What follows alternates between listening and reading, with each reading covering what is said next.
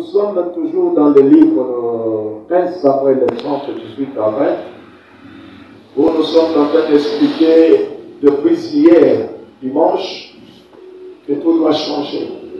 Nous avons voulu prendre l'exemple de la vie de David, en faire un enseignement pour que les gens puissent comprendre ce qui se passe. Mais dans ce que nous avons dit hier, nous voulons tirer un combat spirituel. Tout doit changer, mais nous tirons un combat spirituel. Et sur ce combat spirituel, c'est là où je cherche à développer deux points majeurs.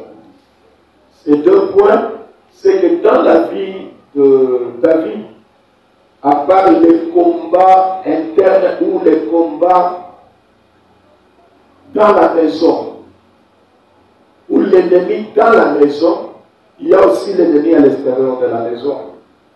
Et l'autre fois, on a parlé de l'ennemi dans la maison, ou l'ennemi de la maison. L'ennemi qui est à l'intérieur, qui combattait.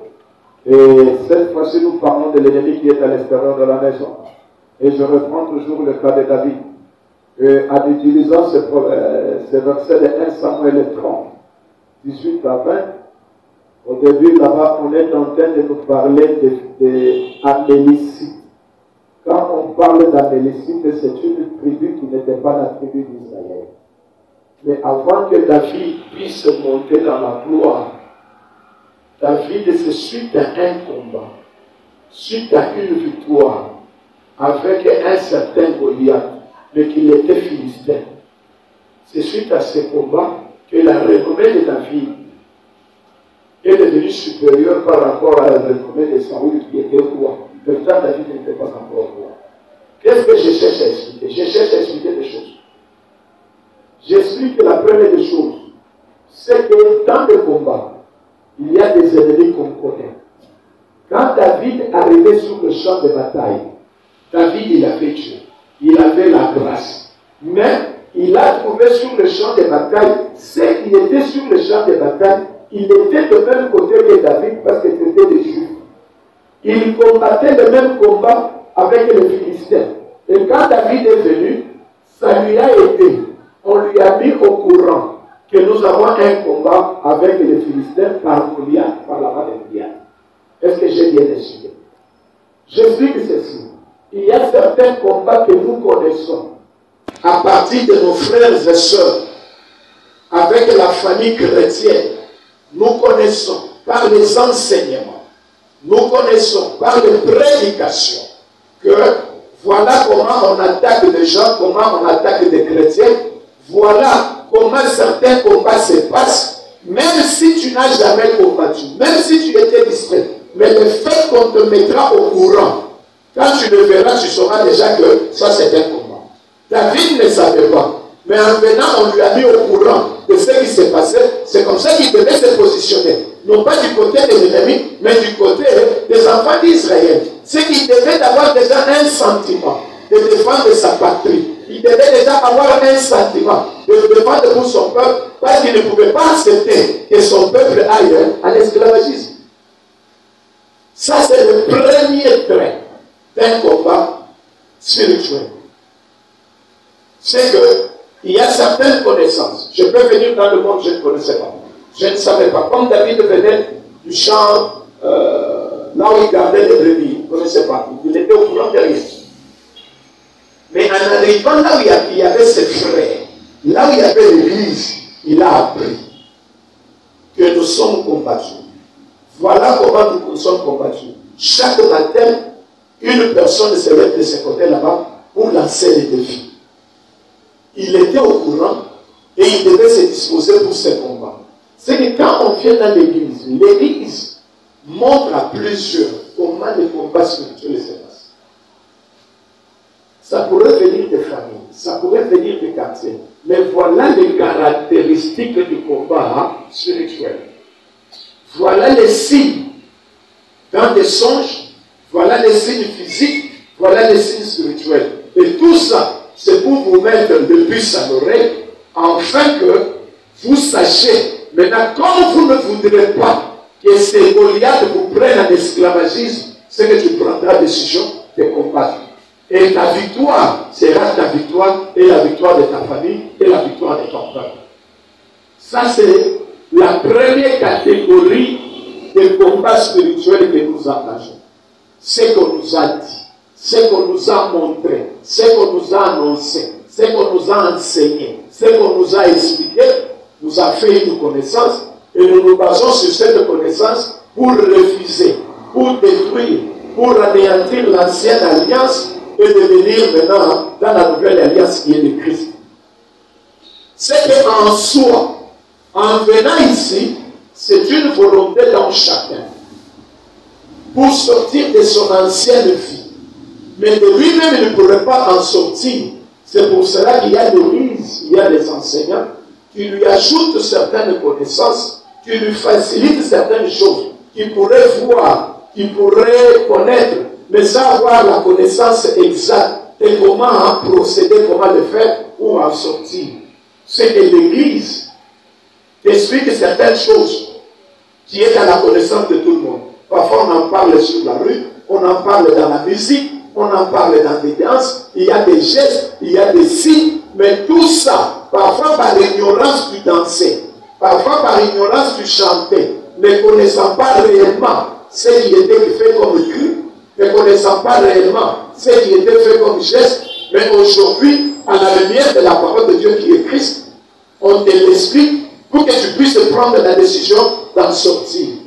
En sortir veut dire quoi? Faire la décision de briser cette chaîne, de briser cet esclavagisme et d'être libre. Pour être libre, c'est que tu refuses ce qu'on faisait de toi autrefois. Amen. Je suis clair là-dessus. On peut s'étendre là-dessus. Ce sont des enseignements que vous connaissez. C'est que les combats spirituels, nous connaissons beaucoup de choses. Mais il y a certaines choses qui détruisent ou qui nous empêchent de bien combattre. C'est des faussetés qu'on fait entrer dans les combats. Il y a beaucoup de faussetés. Beaucoup de faussetés. Surtout sur le plan de la sorcellerie. Oh, il y a tel enfant qui est venu, il a accepté qu'il est sorcier, il cherche à se répandre, mais il a amené des boîtes de sardines, des boîtes de tomates. C'est ça les avions qu'il utilisait. Ça, ce sont vraiment des faussetés. Et celui qui fait cette histoire, il doit être aussi sorcier. Parce qu'à aucun jour, vous verrez une boîte de sardines volée dans l'air comme l'avion de sorcier qui passe. C'est faux. Le sorcier, c'est un travail spirituel. C'est une projection spirituelle. On ne projette pas une boîte de sardines sur le plan spirituel. C'est matériel. Un sorcier peut être dans une prison. Puis il n'y a ni boîte, ni balai. Il sortira parce qu'il est sorcier. Ce n'est pas la boîte de sardines qui le fera sortir. Ni autre chose qu'on est en train de monter comme épi de maïs ou quoi que ce soit. C'est faux. C'est qu'il y a certaines histoires qu'on est en train d'entretenir la puissance des ténèbres dans des églises en donnant des faussetés pour dérouter des gens de la vraie foi, afin que les gens ne combattent pas le véritable combat de l'esprit. On les laisse en dehors de ce que les sorciers sont en train de faire, mais on leur fait entrer sur une voie qui n'est pas de sorciers. Amen. C'est que il faudrait que vous connaissiez et que vous sachiez aussi discerner et distinguer le vrai du faux. Que maintenant, quand il a fui son territoire, il s'est retrouvé dans un territoire de Philistins. Quand David a fui son territoire, il avait un ennemi de l'intérieur. L'ennemi de l'intérieur, c'était Saül. Il était son frère. Il était juste de naissance. Et c'est lui qui envoya sa vie. C'est lui qui voulait le détruire. Et c'est lui qui voulait arrêter sa destinée. C'était l'ennemi de la maison. Dans sa propre maison, dans sa propre famille, il y avait quelqu'un. Et David a fui. Mais en sortant de sa famille, de sa tribu, en dehors d'Israël, il s'est retrouvé chez les Philistins. Il avait une pensée vague. Et les Philistins ne prient pas le Seigneur. Les Philistins ne sont pas justes. les Philistins, ils peuvent me combattre, c'est que je dois être prudent. Mais il y vivait. Mais quand il était avec les Philistins, il y a une autre tribu qu'on appelle les Amélécites. Il était parti dans ses exploits pour savoir comment manger, comment faire manger sa famille, parce qu'il avait toute une équipe. Et en sortant ici, il s'est croisé, il a vaincu, il a eu beaucoup de bénédictions. Mais en rentrant, il a trouvé que tout le village a été rasé. Tout le village a été dépouillé et on n'a pas tué, on a pris seulement les vivants. Les femmes, les enfants, les garçons comme filles et les bétails sont partis. Et quand David est rentré avec son trou, c'est qu'il a trouvé la désolation. Ça lui a brisé le cœur. La première des choses, la véritable attaque qui vient du diable, c'est une attaque qui touche immédiatement le cœur. Ça pourrait être une parole. Ça pourrait être un geste. Ça pourrait être je ne sais pas quoi. Tu peux voir ça, tu peux entendre ça, mais une fois que tu verras ça ou tu entendras ça, ça va faire déjà te marquer par une blessure intérieure. C'est cette blessure qui risque de créer des conséquences dans l'avenir. Tu peux pardonner par la bouche, mais comme la blessure est payante, la blessure saigne encore, tu reviendras sur ses coups, parce que cette douleur continuera. On dit que quand David est rentré, David a trouvé que le village a été saccagé et il n'y avait aucun survivant. Mais il a cherché les cadavres et n'a pas trouvé les cadavres. C'est qu'on a amené les vivants. Et tout le monde a commencé à pleurer. Et David lui-même a fait pleurer. Il y a certaines choses qui font pleurer. Il y a certaines choses qui nous font pleurer dans la vie. Quelle que soit la force, quelle que soit la foi, il y a certaines choses qui nous font pleurer. Maintenant, l'intelligence me dit, je peux être brisé, touché, mais je dois remonter. Je dois faire un effort, je dois me reconstituer, je dois me retrouver dans le Seigneur pour connaître qui je suis et quel rôle pourrais-je faire.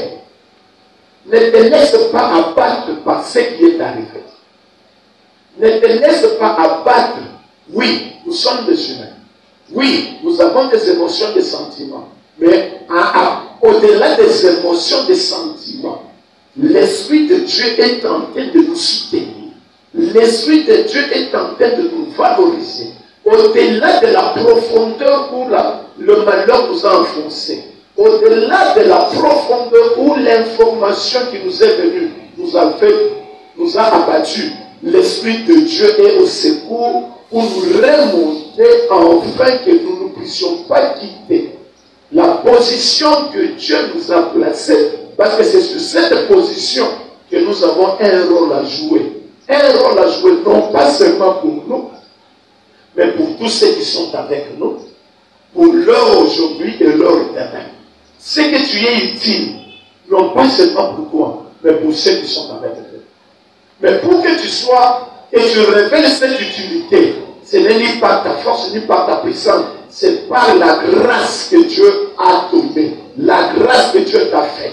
Cette grâce te donne un certain niveau de standing. Cette grâce te donne un certain niveau de don. Cette grâce te donne un certain niveau de connaissance. Cette grâce te donne.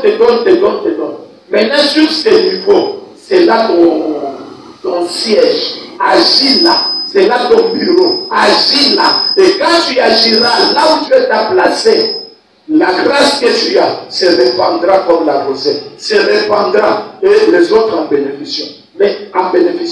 Mais si tu es en deçà, ça sera le malheur. Amen. Est-ce que j'ai bien dit? J'ai dit ceci. J'ai Mélie, j'ai Jaël, j'ai Fénin, alors, j'ai l'argent, j'ai à manger, j'ai à boire. Alors, quand ces gens viennent, donc, comme ils sont à moi, je leur donnerai à manger, je leur donnerai comment je leur parviendrai à leur donner à manger? Parce que quand ils viendront, ils me trouveront en paix, dans la joie, en train de rire, et je ferai ce que je suis en train de faire. Est-ce que ça va? Mais s'ils venaient, ils me trouvaient dans le malheur, en train de pleurer. Ils pleurent quoi? J'ai perdu mon père, c'est pour ça que je suis en train de pleurer. En pleurant ainsi, il y a quelqu'un qui viendrait me dire, non pasteur, malgré que tu pleures, donne-nous, je n'ai pas à manger, que je laisse à pleurer et que je lui donne à manger. Non. C'est que là où je serai, le niveau où je serai, je ne saurais pas devenir un ami. Mais je suis arrivé à ce niveau comment? À cause de ce qui est venu, comme information, ça m'a brisé, ça m'a blessé, ça m'a fait quitter le niveau où j'avais le standing que j'avais, de la grâce, de vivre avec les gens dans mon relation, d'être la main de soutien pour les autres, d'être la fierté pour les autres, d'être le défenseur pour les autres. Quand je me suis abattu, malgré que les gens que je devais secourir, ils sont venus avec leurs besoins, je ne saurais pas le répondre. Parce que je suis au très bas. Mais il faudrait que je remonte encore et que je retrouve ma position et je ferai ce que je dois faire. C'est que tu as besoin. Le diable a baissé plusieurs. Par on a dit, j'ai entendu, j'ai vu. Ça ne te permet pas d'avoir la position à laquelle Dieu t'a disposé pour que tu sois un véritable combattant. Pour que tu saches ce que tu dois faire. Pour que tu utilises les armes. Ça t'affaiblit et ça t'empêche de sortir vainqueur. Maintenant, dans le combat spirituel, ne te précipite pas à mener la prière, mais reconnais ton niveau, reconnais ton état spirituel, reconnais si tu es dans ce que tu as voulu que tu sois. S'il y a quelque chose que tu auras entendu, écoutez, qui t'avait blessé, ne te précipite pas à la prière, arrange, pardonne, efface, fais revenir l'amour. Est-ce que j'ai bien dit? Parce que la plus grande attaque qui arrive, ça détruit immédiatement l'amour. Ça détruit l'amour. Même si tu pleurais, c'est l'amour qui se détruit. Or, la Bible dit, on saura que vous êtes les miens, que vous pouvez vous aider, que vous pouvez vous entretenir quand vous aurez l'amour les uns et les autres. Les histoires qu'on a dit, qu'on a fait, ça détruit l'amour. Et Apocalypse dit, reviens à l'endroit où tu étais tombé. Reviens à ton premier amour. Parce que là où tu es aujourd'hui, ce n'est pas là où Dieu t'attend. Tu es là où le diable t'a placé. Quand tu n'es pas du diable, reviens à l'œuvre de Dieu, reviens à l'amour de Dieu, et Dieu fera ce reste.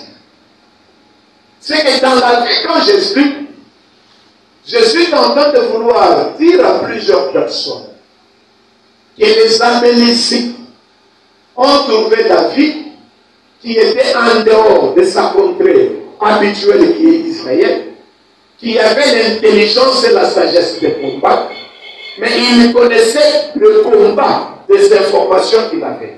Qu'est-ce que j'ai dit? Dans la vie, il y a des histoires que je n'ai pas dit. On m'a dit, vous voyez la tente, regardez ce que la tente. Et moi-même, en regardant, j'ai vu que ma tante est sorcière. J'ai regardé, on est il est sorcier. J'ai vu, je connais. Même ce que les autres me disent. Mais il y a certaines histoires que je ne connais pas. Ce que je ne connais pas, c'est ça les Amélécites. Je ne sais pas ni à quel moment ils vont attaquer, ni leur plan. Ils risquent de me surprendre. David connaissait les Philistins. Parce que les Philistins, on connaissait leur destin. Ce qu'ils préparaient et ce qu'ils faisaient. Mais les Amélécites de David n'étaient au courant de rien.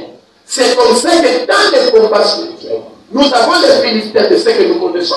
Mais nous avons les Amélécites de ce que nous ne connaissons pas. Mais est-ce que les Amélécites doivent nous vaincre? Est-ce qu'ils doivent nous détruire? Non! C'est nous qui sommes plus que vainqueurs. Mais comment déjouer et parvenir à les vaincre, à les détruire? C'est comme ça qu'on a besoin de dons. Les dons, c'est une valeur ajoutée que l'Éternel va te dire ce que tu ne connaissais pas. Va te révéler ce que tu n'as pas eu connaissance. Ce que les Amélécites peuvent projeter, peuvent vouloir faire. Mais comme tu n'as pas un Dieu mort, comme tu n'as pas un Dieu de statut, comme tu n'as pas un Dieu de carton. Tu as un Dieu qui n'est pas parmi les morts, mais le Dieu qui est vivant, le Dieu qui parle. Parce qu'il y a des gens qui invoquent le Dieu, à qui on a donné une bouche, mais cette bouche n'a jamais parlé. À qui on a fait des yeux, mais ces yeux n'ont jamais vu. À qui on a donné des oreilles, mais ces oreilles n'ont jamais entendu. Qui a des mains, mais ces mains n'ont jamais fait quoi que ce soit. Qui a des pieds, et des pieds n'ont jamais rien fait. Mais l'Éternel a créé l'homme à son image, à sa ressemblance. C'est-à-dire, si l'homme est l'image de Dieu, si l'homme peut distinguer, voir, comprendre par le Dieu, ce qui est bien, c'est que l'Éternel qui a créé, il voit, il comprend par le Dieu, il distingue par le Dieu. Si l'homme peut écouter par ses oreilles, c'est que l'Éternel aussi écoute tout ce qui se passe. C'est que tu n'invoques pas le Dieu de moi. Mais quand tu invoques Dieu, tu n'invoques pas seulement Dieu pour demain, mais tu invoques aussi Dieu pour aujourd'hui. Tu n'invoques pas seulement Dieu pour, je ne sais pas ce que tu cherches, mais tu invoques aussi Dieu pour que tu sois pour demain. Mais pour que tu sois pour demain, il faudrait que tu sois en vie. Pour que tu sois en vie, c'est que le combat qui s'élève aujourd'hui, il faudrait que tu sois vainqueur. Parce que tu ne peux pas être vivant demain si aujourd'hui on t'a tué. Si aujourd'hui on t'a anéanti, si aujourd'hui on t'a enlevé, mais comme tu ne connais pas le plan, tu ne connais pas le projet, mais le Dieu en qui tu as fait confiance, il connaît tout. C'est comme ça que ce Dieu-là, il dispose de ta connaissance, ce qu'il connaît comme secret pour toi. Et comment ça va t'arriver? Par la voie du Saint-Esprit. Et quelle est la voie du Saint-Esprit? Il y en a plusieurs. Dieu parle tantôt d'une manière, tantôt d'une autre. Ça pourrait être par le songe, par des visions, par des révélations, par ceci. Mais tout ça, c'est pour que le malheur ne t'atteigne pas. Dieu va parler par la prédication. Tout ça, c'est pour que le malheur ne t'atteigne pas. Dieu peut parler par des images de mais toutes les fois que Dieu peut utiliser, c'est pour ton bonheur. C'est pour ton succès. C'est pour ce qu'il est dit, n'endurcis pas ton cœur. N'endurcis pas ton cœur quand Dieu cherche à te sauver. Quand Dieu cherche à te rendre vainqueur. Quand Dieu cherche à te relever, n'endurcis pas ton cœur. Plusieurs ont laissé l'avantage à l'ennemi et pourtant, Corinthiens dit, vous connaissez ce dessein, ne lui laissez pas prendre l'avantage chez vous. Comment les gens ont laissé l'avantage à l'ennemi? Dieu cherche à les expliquer pour qu'ils aient la connaissance à sortir vainqueur. Mais eux, ils oublient tous les enseignements de prédication qu'on donne. Or, l'enseignement et la prédication, quelle intelligence et de la sagesse, le moyen par lequel Dieu voulait offrir, débloquer, te donner une connaissance afin que tu ne sois pas ignorant. Pourquoi? C'est dans l'ignorance que le diable agit. Mon peuple périt par manque de connaissances. Mais le peuple qui a une connaissance ne périt pas. Il garde encore la vie et il protège ce qui est en lui. Et même si la mort agissait en lui, la parole qu'il entendra, qu'il gardera, dans cette parole il y a esprit et vie. Cette parole est capable de restaurer, de restituer, de ramener à la vie ce qui commençait à mourir dans cette personne. Parce qu'il a fait confiance à la parole. C'est que quand nous sommes dans le Seigneur, nous devons comprendre certains points. Pourquoi on le dit? Deux, c'est pas les songes et les visions. Il y a des gens qui semblent ignorer pourquoi Dieu leur parle. Ils disent que je ne sais pas garder les songes. Quand je me réveille, j'oublie. C'est comme si j'ai donné à quelqu'un 50 000 $. Parce qu'on l'injurie, on les bat, on les chasse. J'ai dit, prends cet argent, cherche-toi une parcelle, comme ça que tu sois aussi calme. Qu'il y ait personne qui vienne te tourmenter pour le loyer du fin du mois. Il a pris cet argent, je suis parti. Mais il ne sait pas où il a placé cet argent. C'est que ma pensée à moi, mon souci à moi, je voulais lui faire sortir de ses conditions. Je lui ai remis ce qu'il fallait, que lui il utilise et qu'il puisse sortir. Mais lui il répond, il ne sait même pas là où il a posé cet argent. Il commence à chercher et cet argent est devenu introuvable, c'est qu'il reste toujours dans ces conditions de malheur où je voulais le faire sortir. c'est que la révélation est une valeur ajoutée. Plusieurs ont ignoré, ont abandonné. Plusieurs ne se soucient pas. 3. Il y a des gens, ce n'est pas parce qu'ils les oublient, mais ce sont des gens qui disent, oh, moi je n'ai pas l'habitude de voir ni des songes, ni des visions. Et pourtant, il dit que mon Dieu est vivant. J'ai pris un Dieu glorieux, un Dieu qui révèle les choses cachées, un Dieu qui ne m'abandonnera pas parmi mes ennemis pour que mes ennemis me suppriment. Mais il est pris sans révélation, sans quoi que ce soit. Non. C'est que quand j'entre dans l'église, je me pose la question, Dieu est pour moi, personne ne sera contre moi. Comment personne ne sera contre moi? C'est que Dieu me dévoilera, Dieu m'expliquera, il m'interdira, il me donnera des directives. N'aille plus sur cette voie. Non, non, évite ça, faites attention. Dis à cet enfant de ne pas aller dans cette maison. C'est que Dieu commence à me diriger parce que je ne m'appartiens pas. J'appartiens à l'Éternel. Pour que les Amélécites ne viennent pas me surprendre. Et je reviens sur les Amélécites parce que je cherche à chuter. Les Amélécites ne t'attaqueront pas comme les Philistins. Les Philistins viennent de face pour que vous combattez avec eux. Les Amélécites te préparent dans ton ignorance, dans ta faiblesse, dans ton laisser-aller pour que tu te supprimes. C'est que tu seras absent. Absent dans la prière, absent dans la révélation, absent dans la connaissance. Et cette absence permettra aux Amélécites de passer dans ces noirs et de prendre ce qui t'appartient. Or, nous ne nous sommes pas venus pour que les Amélécites font, bloquent, empêchent et prennent ce qui nous appartient. Non. Pourquoi? Parce que ce que j'ai m'appartient et ce que j'aurai m'appartient. Pour que la parole de Dieu s'accomplisse, c'est la bénédiction de l'Éternel qui enrichit. Tu ne peux pas devenir riche si tu continues à perdre ce que tu avais. Et tu continues à gagner, mais en perdant ce que tu avais. Non. La richesse, c'est que ce que je gagne s'ajoute à ce que j'avais. C'est ce qui fera l'abondance. Chaque jour, nous avons un combat à deux niveaux. Un combat avec les Philistins que je cherche à contrôler, à comprendre, parce que je connais leur stratégie, je connais leur plan, je connais leur position.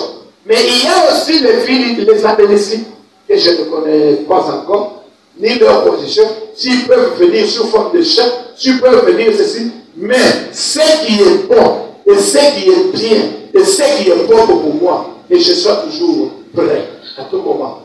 Qu'est-ce qui me rendra prêt? Restez fidèle à Dieu. Parce que ce n'est pas par ma force et ma puissance. C'est l'Éternel qui interviendra. C'est l'Éternel qui m'aidera. C'est l'Éternel qui veillera. C'est l'Éternel qui me parlera. C'est l'Éternel qui m'accordera. Sois prêt. Garde le contact avec Dieu. Pour garder le contact avec Dieu, éloigne-toi du péché. Les péchés, ce sont des portes d'entrée. Les péchés affaiblissent. Les péchés permettent à l'ennemi de marcher sur toi. Or, la puissance n'a jamais été donnée à l'ennemi. La puissance t'a été donnée.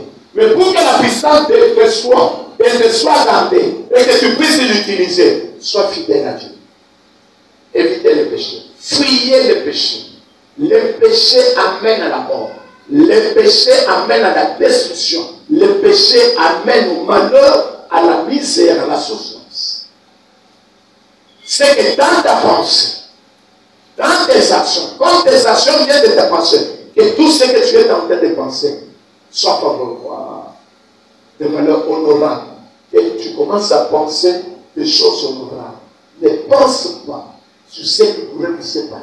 Ne pense pas sur ce qui devrait t'amener à la haine, à la division, aux critiques.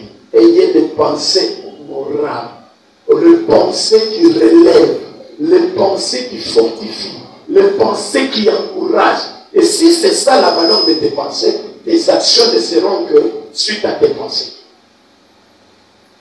C'est que nous avons les Amélécites. Nous pourrons chercher à les connaître ou ne pas les connaître. Mais comme Dieu ne dort pas, les Amélécites ne te surprendront pas.